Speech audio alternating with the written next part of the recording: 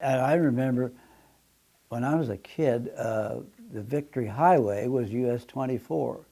It went from East Coast to West Coast, and it was named that because World War I, it was the first highway clear across the continent that was paved. In fact, it used to be called, I remember my dad saying, let's take the Victory Highway, drive from Topeka to Kansas City. So we did. The Victory Eagle was something Congress started at the end of World War I. They said each state that has US Highway 24 running through it from the Atlantic to the Pacific, each state and each county in that state that's on the highway shall prepare one of these bronze Victory Eagles. It's a female eagle defending its young on the nest. And they will mount it on the highway in that county. Actually, it didn't happen that way. I don't know how many were made, but there was only six erected in the whole United States.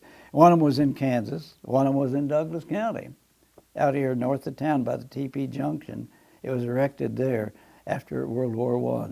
It was to memorialize those that died from Douglas County. But that eagle was out there for years and years and years, and finally one time somebody noticed it was missing.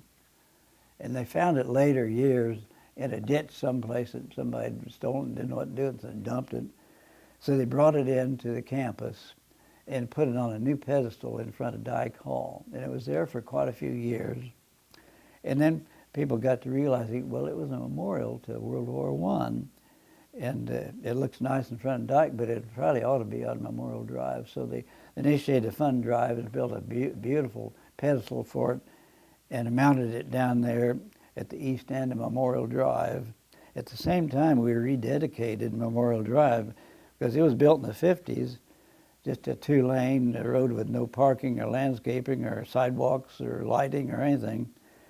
And in 2002, the chancellor asked me to head up a master plan for landscaping and do something with the Memorial Drive.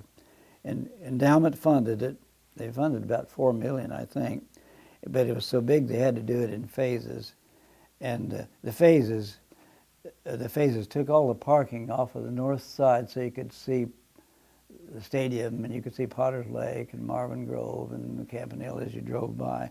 But all the parking now on there is 90-degree parking into the hill on the south side. And it really is nice.